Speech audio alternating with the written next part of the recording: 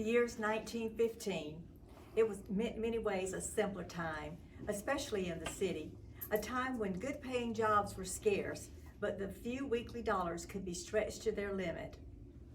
From this time and place, we present to you O. Henry's The Gift of the Magi. $1.87, and 60 cents of that was in pennies, carefully saved from her grocery money through the year. Della counted it 3 times. That was all she had to buy her precious Jim a gift, and the next day would be Christmas. There was clearly nothing to do but flop down on the shabby little couch and cry, which Della did, which instigates the moral reflection that life is made up of sobs, sniffles, and smiles, with sniffles predominating.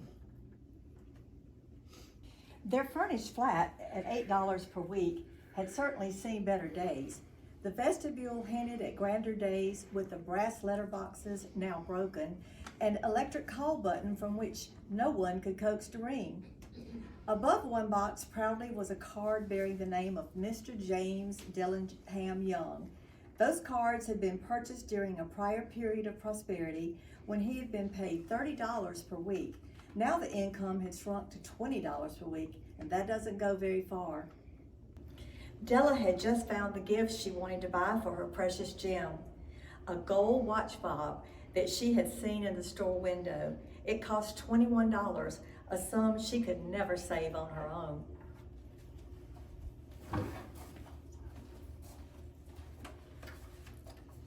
Jim and Della had only 2 prized possessions. One was a pocket watch that had been his father's and his grandfather's. The other was Della's beautiful long hair.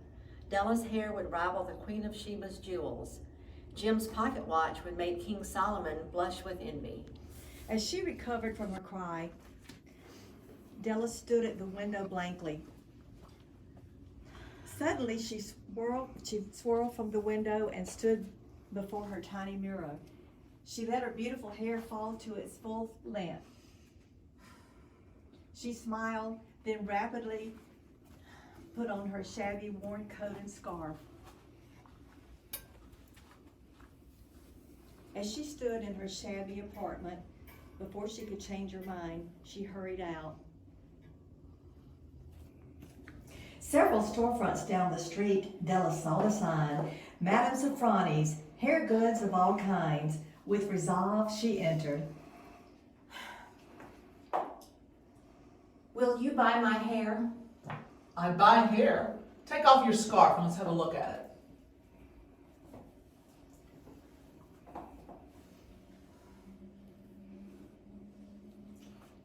$20, no more. Give it to me, quick. The next 2 hours tripped by on rosy wings. She found the fob, no like one another. It was like him, quietness and value, simple yet elegant, worthy of Jim's watch. So much better than the warm leather strap that he used in place of a chain. But when Della reached home, her intoxication of joy gave way to prudence and reason.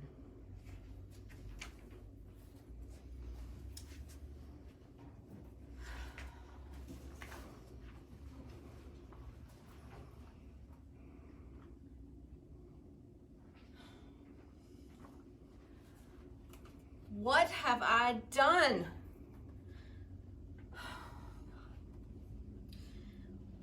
If Jim doesn't kill me before he takes a second look at me, he'll say I look like a Coney Island chorus girl. But what could I do? What could I do with $1.87?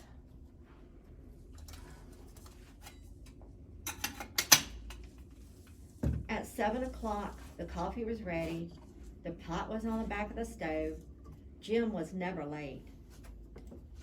Della doubled the watch fob in her hand and sat at the table. She had a habit of saying a silent little prayer about the everyday things.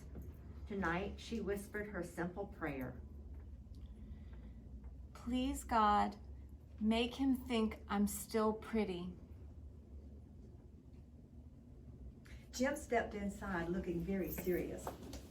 When he saw Della, he stood as immovable as a setter at the center of a quail. His eyes were fixed upon Della, and there was an expression in them that she could not read, and it terrified her. It was not anger, nor surprise, nor disapproval, nor horror, nor any of the sentiments that she had prepared for. He simply stared at her fixedly with that peculiar expression on his face. Della got up from the table and went for him.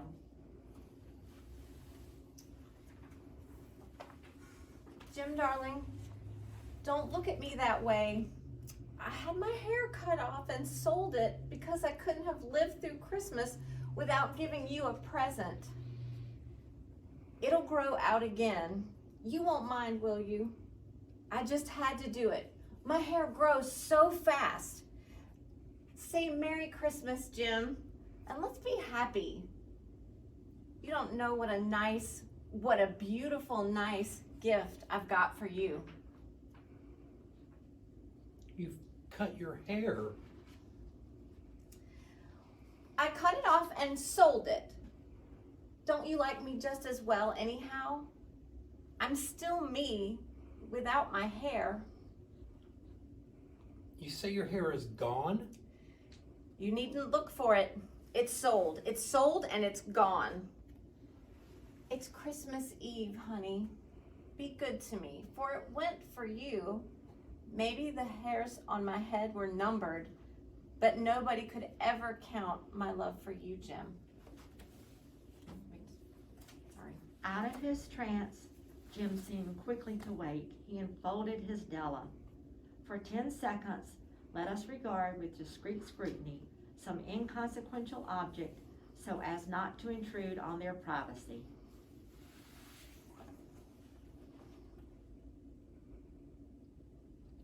$8 a week or $1 million a year? What is the difference?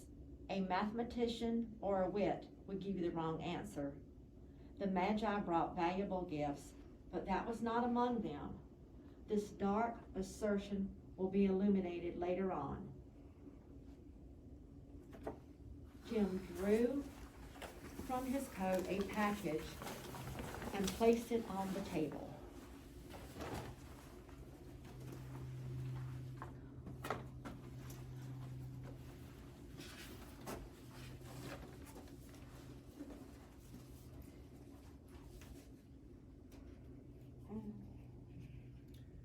Don't make any kind of mistake about me, Del.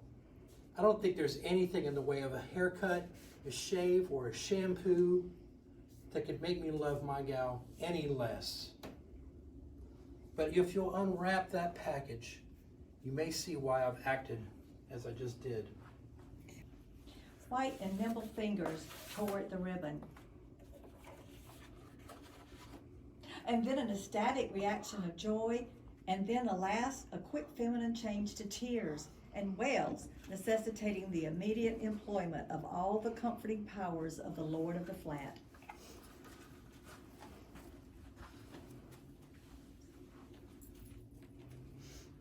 For there lay the combs, the set of combs, side by side, that Della had worshipped for a long time in the Broadway shop window.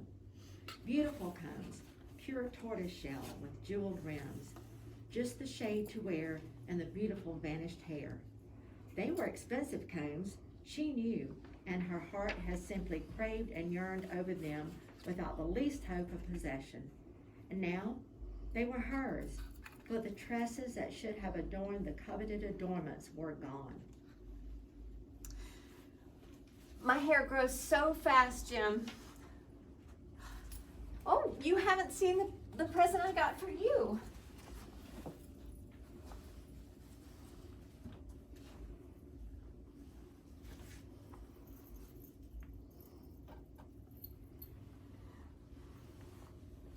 Isn't it a dandy, Jim? I hunted all over town to find it. You'll have to look at the time 100 times a day now. Give me your watch. I want to see how it looks. Del, you know what? I have a great idea. What, Jim? Well, it's that we put our Christmas presents away and keep them for a while. They're too nice to to just use now. You see, Dell, I sold my pocket watch to get money so I could buy your combs. Now, I suppose we get busy and get dinner started. The Magi, as you know, were wise men, wonderfully wise men, who brought gifts to the babe in the manger. They invented the art of giving Christmas presents. Being wise, their gifts were no doubt wise ones, possibly bearing the privilege of exchange in case of duplication. And here we have lamely related to you the uneventful chronicle of two foolish young lovers in a flat who most unwisely sacrificed for each other the greatest treasures of their house. But in the last word to the wise of these days, let it be said that all who give gifts, these two were the wisest. Of all who give and receive gifts, such as they are wisest.